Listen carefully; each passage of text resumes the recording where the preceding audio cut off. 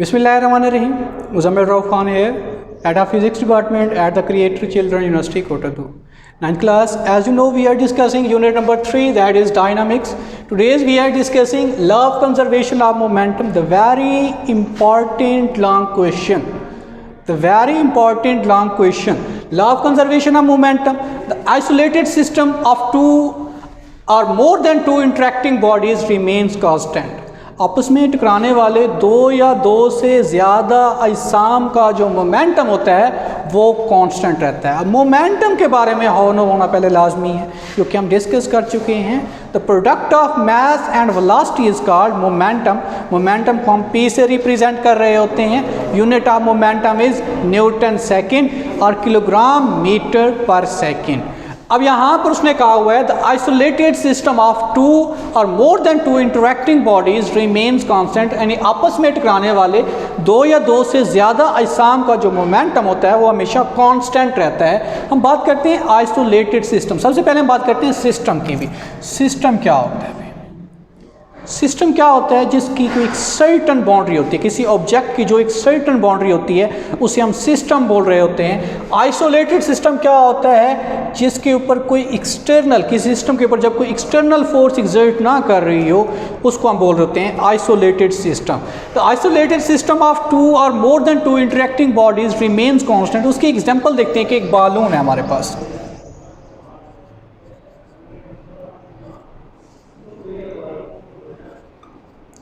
Balloon है हमारे पास भी बालून, उसके ऊपर जब हम एयर फिल्ड करते हैं, बालून के अंदर जब एयर फिल्ड होती है तो एक सिस्टम बन जाता है, क्योंकि इस बालून की एक सिस्टम हमारे पास किस तरह से बनता है, उसकी एक सर्टन बाउंड्री होती है।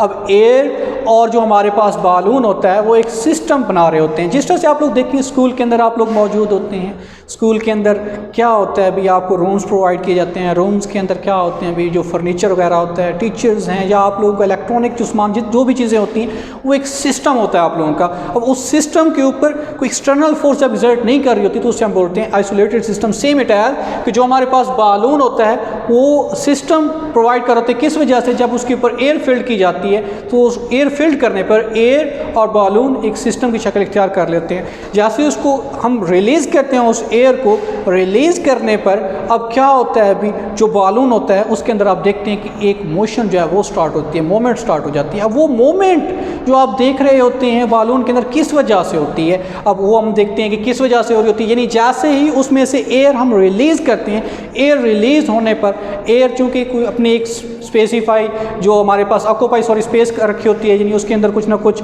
जो स्पेस जगह जो है वो रख रही होती है। जिस भी ऑब्जेक्ट जिसके अंदर कोई स्पेस होती है, जगह रख रही होती है, उसे हम क्या बोल रहे होते हैं अभी मैटर बोल रहे होते हैं, मादा बोलते हैं। अब हमारे पास वो बालून जब उसके अंदर से हम एयर को रिलीज़ करते हैं, एयर रिलीज़ होने पर उसको नीचे की जानिब आती है तो वो क्या कर रही होती है, कुछ ना कुछ मोमेंटम जो है वो हासिल करती है। मोमेंटम क्या होता है? मास और वेलोसिटी का प्रोडक्ट होता है। जैसे ही वो एयर उसमें से बाहर निकलती है तो वो किसी स्पीड किसी वेलोसिटी के साथ आ रही है, क्योंकि एयर का अपना एक मास होता है। अब उन दोनों का जो प्रोडक्ट होता है वो मोमेंटम प्रोड्यूस कर रहा होता है। अब वो जो एयर बाहर की जानिब आती है तो यहाँ पर क्या अमल करता है? Newton's third law of motion, to every action there is always an equal but opposite reaction. यानी हर अमल का एक रद्द अमल होता है, हर एक्शन का एक रिएक्शन होता है जो मकदार में बराबर होते हैं, लेकिन जो उनकी समत होती है या उनकी जो डायरेक्शन होती है वो उसकी अपोजिट में होते हैं। अब हमारे पास जब बालून में से एयर रिलीज़ की जाती है, उसमें से रश आउट की जाती है, स्केप आउट होती है, तो वो नीचे की जानिब आती है। और बालून जो होता है उसके अंदर मोमेंट आप देखते हैं, उसके अंदर जो मोमेंट होती है वो उसकी अपोजिट डायरेक्शन में होती है। वो क्यों? क्योंकि बालून की क्या होता है अभी एक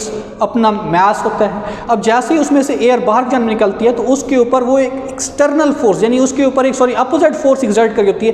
अपोजिट फोर्स लगाने पर वो कुछ ना कुछ वेलोसिटी जो है अटेन करता है। जितनी वेलोसिटी हमारे पास जो एयर स्केप आउट होती है, जिस वेलोसिटी से नीचे की जानिब होती है, उसी स्पीड के साथ उसी वेलोसिटी के साथ जो बालून होता है वो अपोजिट डायरेक्शन में अपवर्ड या हमारे पास डाउनवर्ड या बैकवर्ड जो भी डायरेक्शन होती है फॉरवर्ड जा रहा होता है, तो ये हमारे पास अटेन कर रहा होता है। यानी दोनों का जो मोमेंटम होता है वो कांस्टेंट हो जाता है, जिसे हम बोल रहे होते हैं law of conservation of momentum. इसकी एक और एग्जांपल देखते हैं। हम कंसिडर करते हैं कि हमारे पास टू बॉल्स या टू सफ़ेयर्स हैं अभी।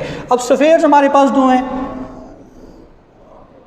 जिस रिस्पेक्टिवली m1 मास है हमारे पास, दूसरा हमारे पास स्फीयर या बॉल है जिसका मास m2 है।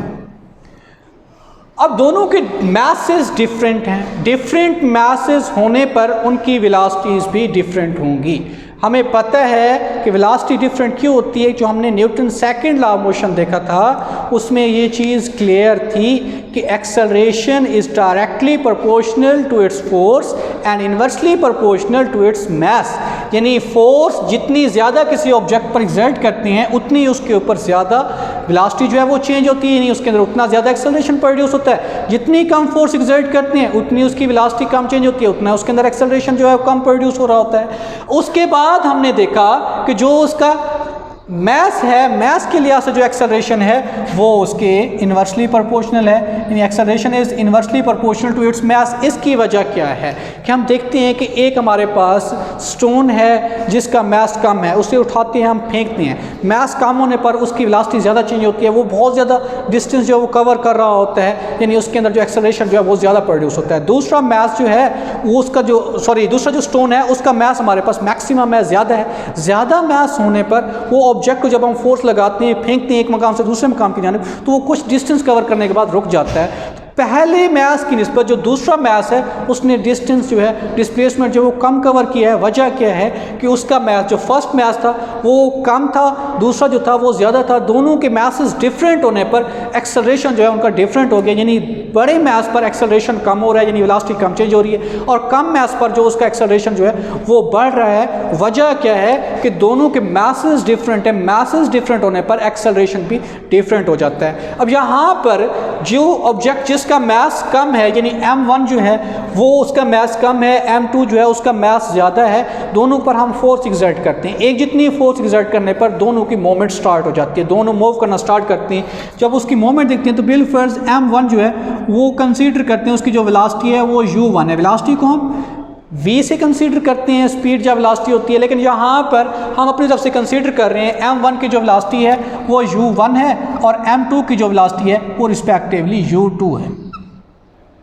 अब इन दोनों में हम थोड़ी देर के बाद जब फ़र्क देखते हैं कि m1 जो है वो m2 की निस्बत ज़्यादा डिस्टेंस कवर कर रहा होता है, यानी m2 के नज़दीक आने की कोशिश कर रहा होता है। उसकी लॉजिक क्या होती है, क्योंकि m1 मैस जो है मैस कम है, एक्सेलरेशन ज़्यादा प्रोड्यूस करेगा, वेलोसिटी उसकी ज़्यादा चेंज होगी। m2 मैस ग्रेटर है लेकिन उसका जो एक्सेलरेशन होगा, जो उसकी वेलोसिटी चेंज हो रही है वो m1 की निस्बत कम होगी, यानी m1 जो वेलोसिटी है वो m2 की वेलोसिटी से ज़्यादा होगी। इस चीज़ को दोबारा सुनिए कि m1 जो है मैस कम है, उसके जो मैग्नीट्यूड है वो कम है, m2 मैस जो है उसका मैग्नीट्यूड ज़्यादा है। जिसका मैग्नीट्यूड ज़्यादा है वो कम वेलोसिटी से हरकत करेगा। क्लियर है कि acceleration is inversely proportional to its mass. Mass ज़्यादा होगा, यानी एक क्वांटिटी, फर्स्ट क्वांटिटी इंक्रीज हो रही है तो दूसरी क्वांटिटी डिक्रीज हो जाएगी, यानी m1 ज़्यादा है तो u1 या u2 हमारे पास जो है, यानी यहाँ पर हम देख रहे हैं m2 है, m2 का मैस जो है हमारे पास मैग्नीट्यूड जो है वो ग्रेटर है तो उसकी वेलोसिटी कम हो जाएगी।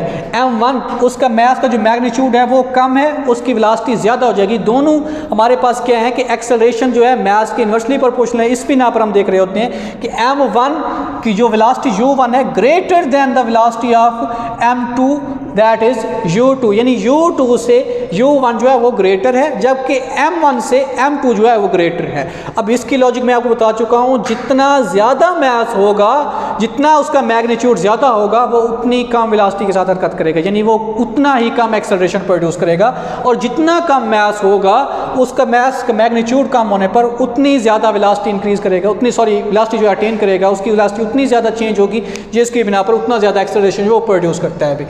अब m1 और m2 पर जब फोर्स एग्जर्ट की तो वो u1 और u2 वेलोसिटीज़ के साथ हरकत करना स्टार्ट कर देते हैं। अभी अब कुछ टाइम के बाद हमारे पास, अब इसका जब हम मोमेंटम देखते हैं तो हमारे पास क्या आ जाता है, अभी मोमेंटम ऑफ मैस m1, चूंकि मोमेंटम को हम p = mv से रिप्रेजेंट करते हैं कि product of mass and velocity is called momentum mv। अब यहाँ पर मैस चूंकि m1 है उसकी जगह पर m1, v हम नहीं ले रहे क्योंकि हम वेलोसिटी को, जो हमारे पास m1 की वेलोसिटी है उसे हमने u1 से कंसीडर किया हुआ है, तो वो हमारे पास क्या हो जाएगी भी u1। अब जब हम उसका मोमेंटम इनिशियल मोमेंटम, सॉरी हमारे पास ये क्या था, उसका इनिशियल मोमेंटम था भाई। अब इनिशियल मोमेंटम जब हम देखते हैं m2 का मोमेंटम ऑफ मास m2, अब m2 के लिहाज से भी वही हमारे पास p = mv होता है। m2 है तो उसकी जगह पर m2 वेलोसिटी v से कंसीडर करते हैं, यहाँ पर u2 है चूँकि दूसरा ऑब्जेक्ट है उसकी वेलोसिटी हमारे पास u2 आ गई। ये उसके इनिशियल मोमेंटम आ गए किसके भी m1 और m2 मैसेज के। अब हमने क्या करना है अभी, जैसे ही ऑब्जेक्ट मूव करना स्टार्ट करते हैं तो कुछ टाइम के बाद आप देखते हैं कि m1 जो मैस था वो नियर टू द m2 हो जाता है अभी। अब उसकी लॉजिक मैं आपको बता चुका हूँ कि क्या है, क्योंकि दोनों ऑब्जेक्ट पर एक जितनी फोर्सेस लग रही थी, फोर्सेस लगने पर वो ऑब्जेक्ट नज़दीक से नज़दीक आना शुरू कर देता है। किसके भी, m1 m2 के। वजह क्या होती है, m1 का मास कम है उसकी वेलोसिटी ज़्यादा होती है, वो ज़्यादा स्पीड से मूव कर रहा होता है। m2 का मास ज़्यादा है उसकी वेलोसिटी कम होती है और वो कम स्पीड से मूव कर रहा होता है। जिसकी बिना पर जिसकी स्पीड ज़्यादा होती है उसने जल्दी फासला अटेन करना होता है, उसने जल्दी से अपनी जो मंजिल मकसूद है, डेस्टिनेशन है, उसकी जगह पहुँचना होता है, इसलिए वो ज़्यादा से ज़्यादा नज़दीक आना शुरू हो जाता है। अभी टोटल अगर मैं उसका इनिशियल मोमेंटम देखना स्टार्ट कर दूँ, total initial momentum of the system, क्योंकि हमारे पास m1 और m2 जो है एक सिस्टम क्रिएट कर रहे हैं, तो total initial momentum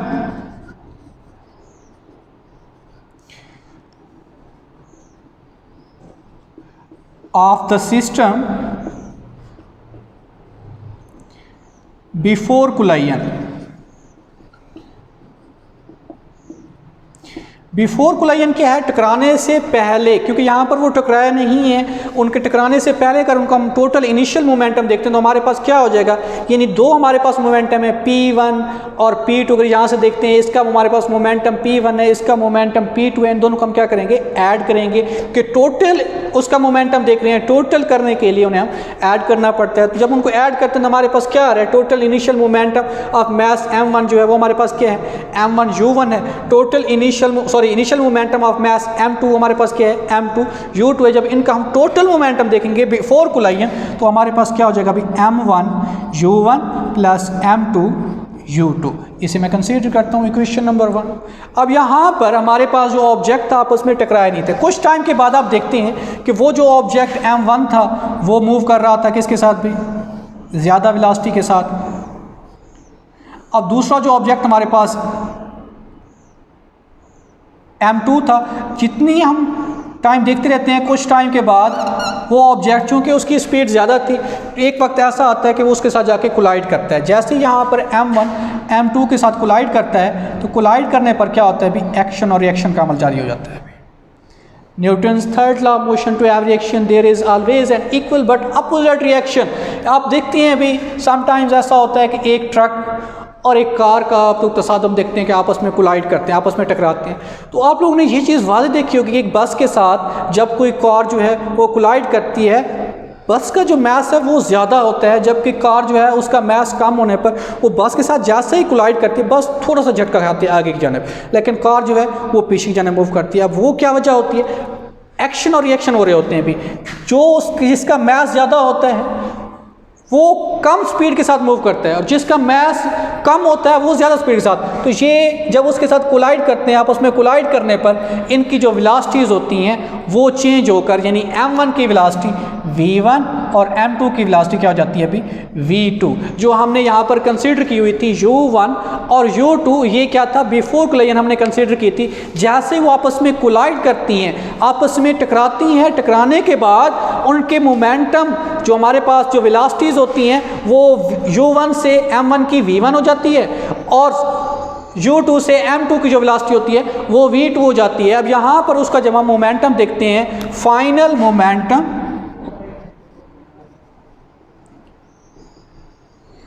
of mass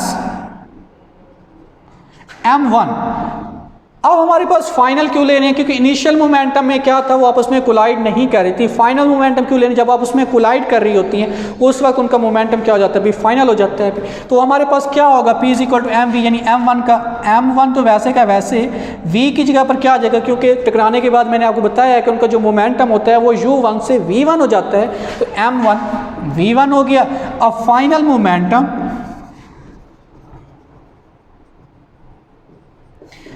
of mass m2 is equal to, वो क्या हो जाएगा अभी, m2v2। क्यों? क्योंकि हमारे पास जो दूसरा ऑब्जेक्ट है उसका मास m2 है और उसकी वेलोसिटी क्या है, v2 है, p is equal to mv के लिहाज से। अब इसका जब हम टोटल फाइनल मोमेंटम देखते हैं तो हमारे पास क्या हो जाएगा, total final momentum of a system is equal to क्या हो जाएगा अभी, m1v1 प्लस m2v2। अब ये क्या वजह है कि m1v1 और m2v2 क्यों लिया है, वही लॉजिक, टोटल फाइनल मोमेंटम देख रहे हैं, टोटल करने के लिए हमने उसको ऐड कर दिया, यानी m1 का मोमेंटम और m2 का मोमेंटम जब हमने ऐड किया तो हमारे पास हो गया m1v1 प्लस m2v2। हमने इसकी जो डेफिनेशन थी उसमें देखा था, आइसोलेटेड सिस्टम ऑफ टू और more than two interacting bodies remains constant. आपस में टकराने वाले दो या दो से ज़्यादा अजसाम का जो मोमेंटम होता है वो कांस्टेंट रहता है, उसमें कोई तब्दीली नहीं आती। जबकि यहाँ पर हमने लिखा हुआ है कि वेलोसिटी उसकी है, वेलोसिटी यहाँ पर वेलोसिटी u1 ले रहे हैं, यहाँ पर वेलोसिटी u2 ले रहे हैं। जबकि जब वो कोलाइड करते हैं, कोलाइड करने पर जब वो इंटरेक्ट करते हैं, आपस में टकराते हैं, मिलते हैं, तो वहाँ पर उनकी वेलोसिटी है, वेलोसिटी उसका नेम हमने चेंज किया, u1 से v1 और u2 से v2 कर दिए। अब हमारे पास उसका चूँकि जब वो कंजर्व करते हैं आपस में, चूँकि हमने कहा हुआ है रिमेन्स द कांस्टेंट, वो बराबर होते हैं, उनमें किसी किस्म की कोई तब्दीली नहीं आती है, तो हमारे पास क्या होगा अभी, total initial momentum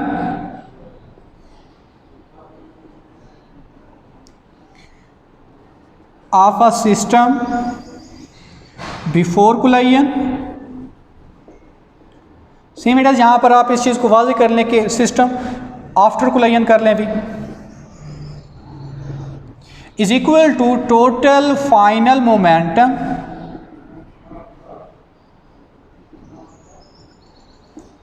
of a system after collision. अब हमारे पास बिफोर कोलाइजन तो क्या था, हमने इक्वेशन नंबर 1 उसको नेम दिया होता, वो क्या हमारे पास भी, total initial momentum of the system before collision, that is m1u1 plus m2u2, total final momentum of a system after collision. After collision में हमारे पास क्या है अभी, m1v1 प्लस m2v2। अब दोनों के अंदर जो उसका मोमेंटम है वो कांस्टेंट है, उसके अंदर किसी किस्म की कोई तब्दीली नहीं आ रही है। तो यहाँ पर हमारे पास जो है m1v1 प्लस m2v2, m1v1 हमारे पास क्या है, फर्स्ट मास क्या है, आफ्टर कोलाइजन है हमारे पास, m2 जो हमारे पास है वो आफ्टर कोलाइजन, उसका जो हमारे पास मोमेंटम आ रहा है दैट इज़ m2v2। यहाँ पर आपस में कंजर्व बराबर हो रहे हैं, यानी उसको कांस्टेंट कर रहे हैं। तो ये हमारे पास तभी उसकी एक एग्जांपल थी, the isolated system of two और more than two interacting bodies remains constant, जो इस चीज़ को यहाँ पर सेटिस्फाइड कर रही है। उसकी अदर एग्जांपल जो है नेक्स्ट लेक्चर में देखेंगे, इसको अच्छे से तैयार करना भी। Thank you so much.